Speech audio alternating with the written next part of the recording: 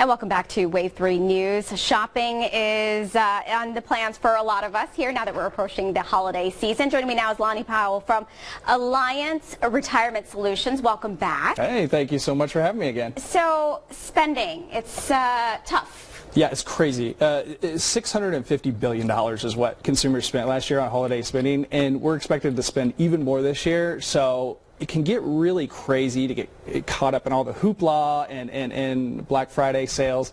So there's a couple things that you can do to kind of keep you back on track and make sure we don't overspend too much. Because when I was reading the statistics you gave us, $1,189 is what the average person spends on holiday gifts. Yeah. That's crazy. Yeah, and that doesn't include all the other items like, you know, if you're hosting family, food, stamps and shipping and just all these little things. It adds up. It nickel and dimes you to death. So you just got to be cautious about what you're spending in budget. So you don't have to spend that much. Give us some tips on what you can do to kind of save that extra money. Yeah, so you know, there's quite a few things that we can do here.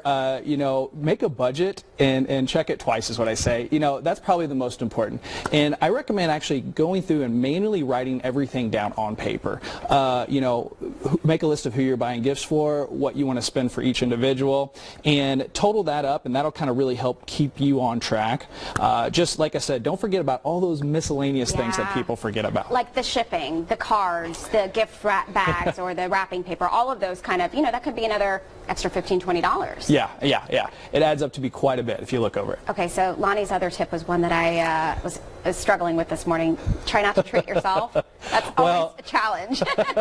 We're all a little guilty of this, including myself. You know, maybe we kind of sneak something in from here to there, or not so subtly. Let's say we buy like an Apple Watch for your significant other, but it just so happens to be too big, you know, so now you have to keep it. It's the weirdest thing, you know, how that happens. But so yeah, if it's something that's more of a tight year, or you know, you just want to stretch those dollars a little further, then maybe we can cut that out just a little bit. So rewards, that was another good tip that I like. Kind of talk about what you can do about that. Yeah, so you know, as a full disclaimer here, I'm fully against using credit cards unless absolutely necessary. However, if you do have one of those accounts that offers the airline miles or same as cash, go ahead and cash those in. It's that time where you can kind of stretch those a little further. We all have unused gift cards and things like that kind of sitting in the back of your wallet or purse that you just need to get rid of. You know, use those to take some family members out. Maybe that's kind of the gift. Say, hey, here's dinner, you know, Saturday night is Merry Christmas. So or maybe re-gift that so you don't have to spend an extra. I love free gifting. Yeah, I know. I'm very good. Okay. Don't tell anybody. No, don't tell anyone. It's too bad we said it on TV.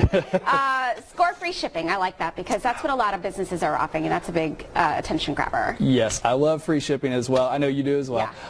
You know, actually, December 15th is free shipping day, so thousands of companies are participating in this. So if you have a list, maybe you want to just kind of save that item in your wish list or whatever it may be, and then take advantage of that December 15th date. But many retailers will also ship directly to their store if they have a local brick and mortar retail store. You just go run down the street and pick it up. That's not bad. All right, so plan for next year. It's not too early to think about 2018 at all. Yeah, absolutely. You know, go throughout the year and start thinking about that now for next Christmas.